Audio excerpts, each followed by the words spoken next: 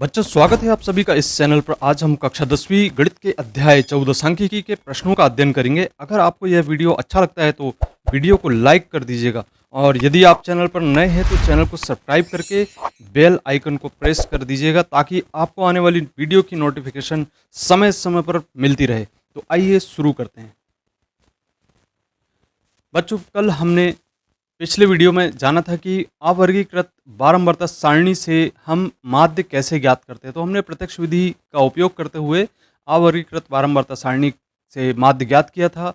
और आइए आज हम देखते हैं कि प्रश्न में एक वर्गीकृत बारंबारता सारणी दी गई है। बहुत ही इंपॉर्टेंट प्रश्न है ये परीक्षा की दृष्टि से, और परीक्षा में पिछले सत्रों में पूछा जा चुका है। तो यहाँ पे जो प्रश्न है इसमें निम्न आंकड़ों का प्रत्यक्ष विधि से अर्थात डायरेक्ट मेथड से माध्य ज्ञात करना है। तो चलिए इसे हम कैसे हल करते हैं, इसके लिए हम एक सारणी तैयार कर लेते हैं। तो जैसा कि आप देख रहे हैं यहाँ पे जो सारणी हमें इस तरीके से दी गई थी, हमने कुछ इस प्रकार से इसको हमने रूल लिए हैं।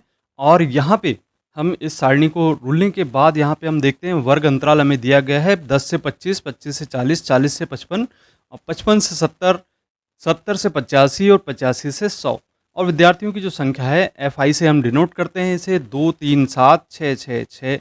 और यहाँ पे हम वर्ग चिन्ह ज्ञात करेंगे XI का मान, और इसी तरीके से यहाँ पे जैसा कि सूत्र हमें ज्ञात है उसके आधार पे हम FI XI का मान ज्ञात करते हुए सूत्र का उपयोग करेंगे। तो इस में सबसे पहले हम वर्ग चिन्ह ज्ञात कर लें। तो वर्ग चिन्ह ज्ञात करने से तात्पर्य यह है कि 10 और 25 का योग करके हमें उसमें 2 का भाग देना है। तो इस तरीके से हम देखते हैं कि यहाँ पे यदि हमने 25 और 10 को जोड़ा तो 35 आएगा, और 35 में यदि हमने 2 का भाग दिया तो हमें प्राप्त होगा 17.5 के रूप में। इसी तरीके से हम देखते हैं कि 25 और 40 को जोड़ने पर 65 प्राप्त होता है। 2 का यदि आप भाग देते हैं तो यहाँ पे आएगा 32.5। अब देखिए 40 और 55 को जोड़े तो 95, और 2 का यदि भाग देते हैं तो 47.5 हमें प्राप्त हो जाता है। और इसी प्रकार से 55 और 70 को योग करने पर हमें 125 प्राप्त होता है, और 125 को जैसे ही हम 2 से भाग देंगे तो यहाँ पे हमें प्राप्त हो जाएगा 62.5। 70 और 85 को योग करने पर 155 प्राप्त होगा, 2 का भाग देंगे तो हमें प्राप्त होगा यहाँ पे 77.5। और इसी तरीके से 85 और 100 को जोड़ेंगे तो 185 प्राप्त होगा। 2 का हम यहाँ पे भाग दे देते हैं, 2 से जैसे ही भाग देते हैं तो यहाँ प्राप्त होगा 92.5। तो इस तरीके से हमने यहाँ पे वर्ग चिन्ह XI का मान ज्ञात कर लिए। अब यहाँ पे हमें FI इंटू XI का मान ज्ञात करना है। कहने का तात्पर्य है कि इसका इसमें हमें आपस में मल्टीप्लाई करना है, गुणा करना है।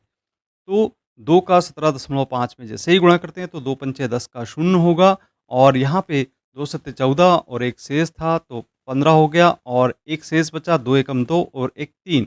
इस तरीके से 35.0 प्राप्त होगा। अब 3 का गुणा यहाँ पे करते हैं तो 3 पंचे 15 प्राप्त होगा, दशमलव लगाएंगे, 3 दूनी 6 और एक 7 होगा, और 3 तिया 9। तो इस तरीके से 97.5 प्राप्त होगा।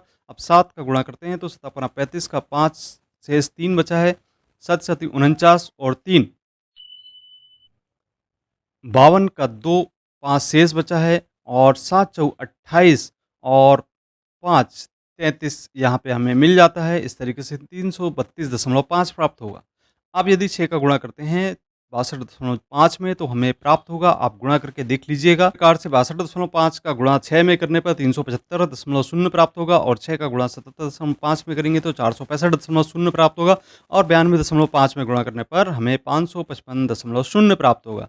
अब चलिए यहाँ पे हम जो योग करने की बात करते हैं, तो यहाँ सबसे पहले सम ऑफ FI का मान ज्ञात कर लेते हैं। सिग्मा FI का मान ज्ञात करेंगे, इनका योग करेंगे। तो जैसा कि हमने पूर्व के प्रश्नों में देखा था कि इसका योग 30 आता है, और इसी तरीके से यहाँ पे यदि इनका योग करते हैं तो योग करने पर हमें 1860। अब यहाँ पे जैसा कि हम जानते हैं प्रत्यक्ष विधि से जो समांतर माध्य या माध्य ज्ञात करने का जो सूत्र है वो तो x बार बराबर सिग्मा FI XI बटे सिग्मा FI। यहाँ हम मान रख दें तो मान रखने पर हम पाते हैं कि यहाँ पे सिग्मा FI XI का मान हमें 1860 अर्थात 1860 प्राप्त हुआ है, बटे हम सिग्मा FI का मान रखेंगे तो यहाँ पे 30 हमें प्राप्त हो जाता है। 0 से 0 कैंसिल करेंगे, और 186 में यदि 3 का भाग देते हैं तो 3 का भाग देने पर हमें प्राप्त होगा 3 6 18 और 3 दूनी 6। इस प्रकार से हमें 62 यहाँ पर मिल जाता है, तो जो समांतर माध्य है वह हमें ज्ञात हो जाता है 62 के बराबर। तो ये था हमारा प्रत्यक्ष विधि से माध्य ज्ञात करने की तरीका, और इस विधि को आप भली-भाँति समझ गए होंगे। वर्गीकृत आँकड़ों के लिए आपको इसी प्रकार से माध्य ज्ञात करना है।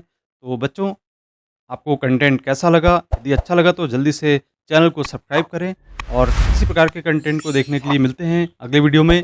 धन्यवाद।